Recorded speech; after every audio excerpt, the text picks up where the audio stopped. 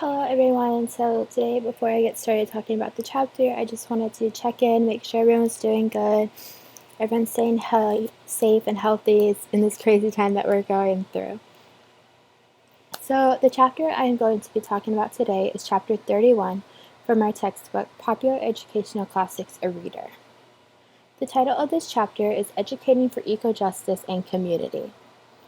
It was written by C.A. Bowers in 2001. Bowers mostly wrote books over analyzing the cultural patterns of thinking that are associated with behaviors that contribute to the rates and scales of ecological decline, much like the book we're going to be looking at today.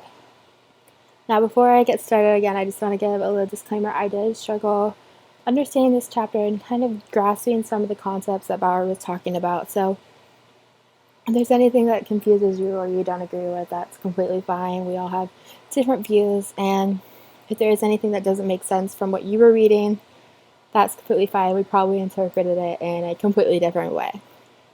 So one of the main reasons that this book was so impactful is that it was published right when climate change began to receive attention in the media and in sciences. So one thing that I took away from the first section, which was social justice reform, and in this section, Bauer talked about how his views on social justice and what he thought social justice should look like in our world and how we should change social justice to fit our new and changing world. So one thing that really stuck out to me when I was reading this chapter was when it talked about how we treat the world will impact our future generations. Now, although this was a small section of the chapter, it stuck with me while I was reading throughout the book as I began to think about how we're currently going through climate change, and we're even currently going through something as big as a pandemic that we need to think about how this can impact our future generation and how we take care of ourselves now and how it can impact in the future. So Bowers mentions how there is no current definition of social justice that included how we can properly prepare for future generations in his personal viewpoint. So he also stated that many social justice agendas fail to recognize this and aren't properly preparing for the future. And so this once again made me think about climate change and how we need to create a better planet for the future generations. And another thing I began to think about as I was reading through this chapter and the whole text was how we as educators need to inform our students about caring for our environment and creating a eco-justice within our community for our students and showing them how they can do that to build a better generation. So this leads me into my first question, which goes off the statement from Social Justice Reform, where Bowers argues that any definition of social justice that does not take account of how human demands on the natural environment are affecting the lives of future generations is fundamentally flawed. Bowers also states that many social justice agendas fail to recognize this. And this on the bottom is the page number, but I do have the Kindle version, so it might not match up completely, but this was a little bit towards the middle of the social justice reform section. So my question related to this is, how do you interpret this statement by Bauer? And why don't you think it was recognized before by social justice agendas, and why did they fail to recognize this like Bauer thought? So you can either pause the video now and answer the question for yourself or come back to it a little bit later, whatever's up to you. I'm going to go ahead and give my take on it and what I thought about this statement because it did stick with me when I was reading through the book in the section multiple times. So the first thing that stuck out to me when I was reading this was human demands on the natural environment. And this once again took me back to how we're thinking of climate change and how it's a bigger deal now than it was ever before, and how people are finally kind of getting it, but not really getting it. So I also that led me next to thinking about fundamentally flawed, and that part really stuck with me. I was thinking about it for a while, and I think Bauer, in his opinion, why he wrote fundamentally flawed in his words, was that he thinks the social justice agendas and the reforms that were created were well written, but maybe in his viewpoint they were a little bit flawed because they didn't include the future generations and how we can take care of the world in the future. So overall, to me, this whole like quote in Bauer's argument, to me, kind of, I think that Bauer's perfect ideal social justice definition includes the thinking and the thought of future generations and how we as humans can care for them. And if we don't take into account the human demands on the natural environment, then we're going to be failing our future generations and students. And I think by human demands, he means like carbon footprint and how we're leaving the earth behind for our children. And even like in the past, how we're seeing how the past has changed the future and such with like carbon footprints and the climate change, and how we are realizing that if we don't adapt it, then the future generations, like he's saying, are going to be greatly affected. So I definitely think now more than ever we are thinking about Bauer's statement in the way of the future.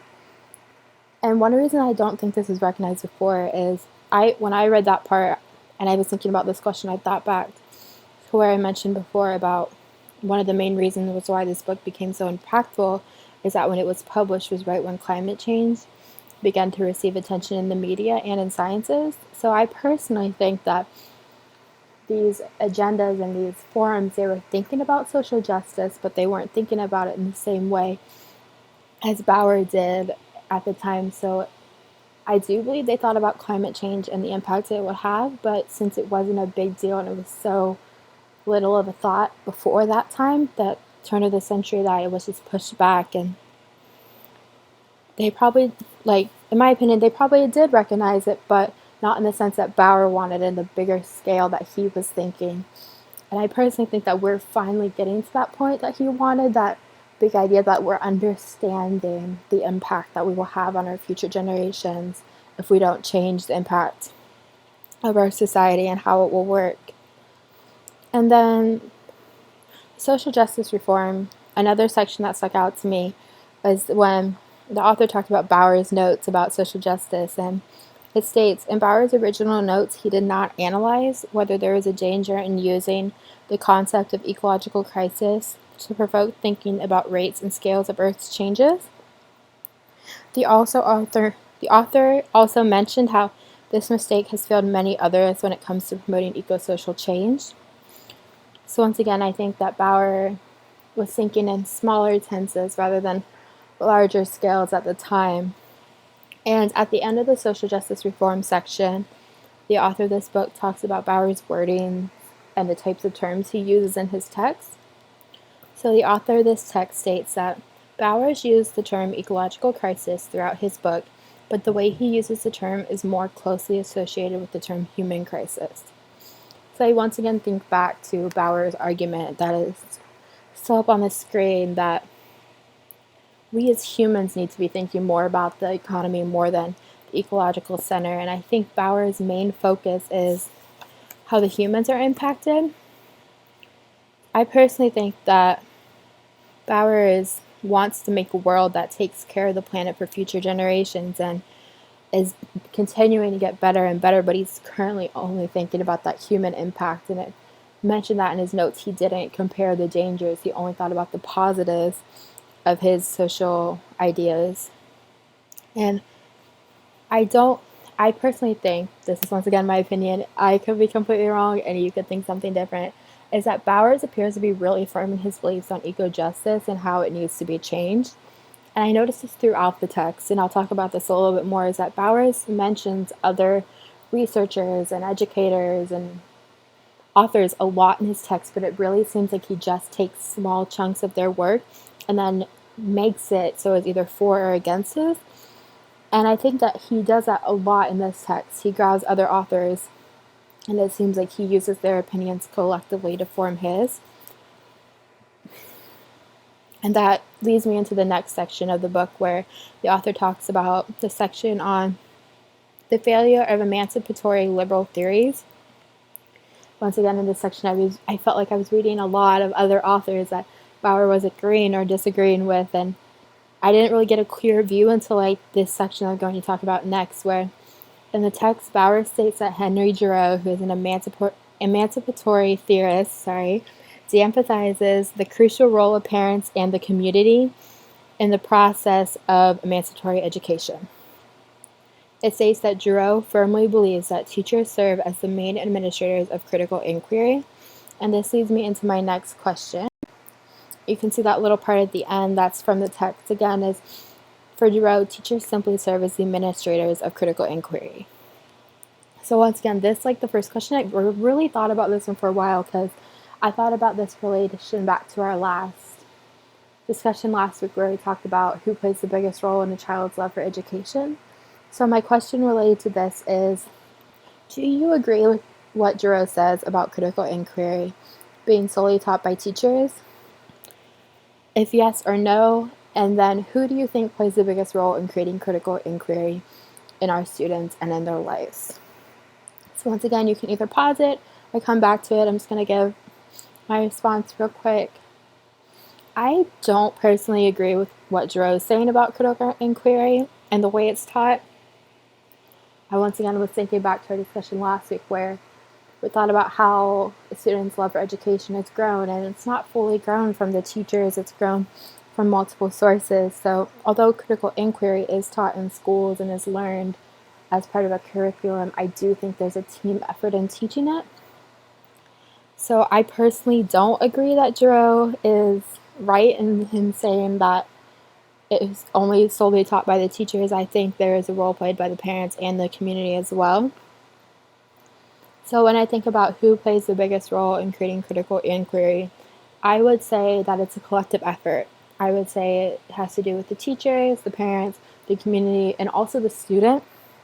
Like we mentioned in discussions in the past, and especially in last week, the student can have a role in their education and decide what they want, but when it comes to forming the child's learning and teaching, it does have to do with some of the teacher and the parent. While the teacher, to me, does play a big role, I wouldn't say they're the only person teaching the student.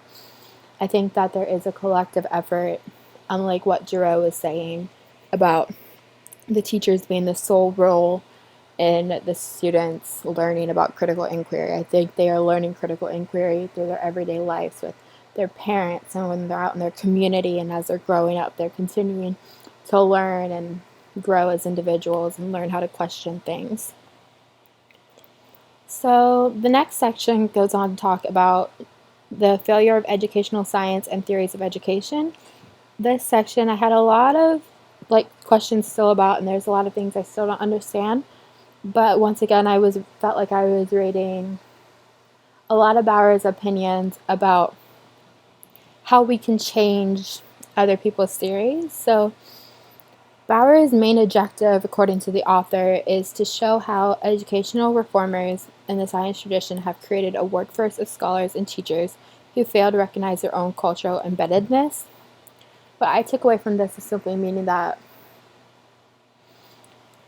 our educators that Bauer is talking about are only viewing themselves. Like as we've talked about in the past, teachers aren't taking into account the community and their students and who they are as individuals when they are teaching. They're only thinking about themselves, and this situation is what I'm viewing it as. And this goes on to my next question, which is based off the quote, according to Bowers, basing educational reforms on the ideas implicit in science and theories of evolution is short-sighted. And he then goes on to mention that Bowers believes that Darwin's theory has become an exclusive force on Western society, and that he becomes so wrapped up in Darwin's theory of education that that's solely what we're thinking. So what I'm asking here is, do you agree with what Bowers is saying about educational reforms and the sciences? And if not, that's fine. And once again, I'm just going to give my opinion on this topic, and then if you want to pause again, that's fine. So I definitely struggled with this section because of the science and theories idea and Bauer's ideas about educational reform. I have kind of an agree-disagree, like a 50-50 with what Bowers is saying. I do think, like he mentioned, we are so in tune to Darwin's theory, but I do think that that theory does have some relevance. So I do believe that's why it's so well known and used. And I do think that that we as educators use this so often because it is so well used. So when Bauer states that educational reforms on the ideas implicit in science and theories of evolution is short-sighted, I agree and disagree with that. I feel like it could go either way for me. Personally, I don't have I feel like a solid opinion on this yet. I feel like I'm still trying to think about it and understand what it means a little bit. But I think when it comes to theories and social educational reforms, there is such a driven, westernized society idea, like Bauer was stating, that it could be in a way, but I'm not completely sure. So I have a 50-50 opinion on this about, is it short-sighted or is it just enough? I think there is that balance that is just right, and it's so close to that. So next, in the end, to wrap it all up, for Bauer's main idea of his topic is to create a curriculum, an eco-justice curriculum that is based around empowering marginalized cultural groups. So Bauer wants to create an eco-justice curriculum, like he's stated throughout the text, but he wants it to be empowering and he wants it to be equal for everyone. As we mentioned before, the equality of justice and curriculum for all the cultures in different races and ethnic backgrounds. So Bauer's overall goal is to include all social groups impacted by any decision. So when he creates decisions and curriculums, he wants everyone to be included and have a say. And he also wants to create a curriculum that is inclusive and takes everyone into account. So once again, my overall opinion on this is that Bauer wants to create a curriculum that is inclusive and creates a social and eco-justice society and community and schooling that is equal and inclusive of everyone. So thank you so much for listening to my presentation today. Once again, I know there's a lot that I was confused about, and if you have different views, that's completely fine, and I hope everyone stays safe. Bye!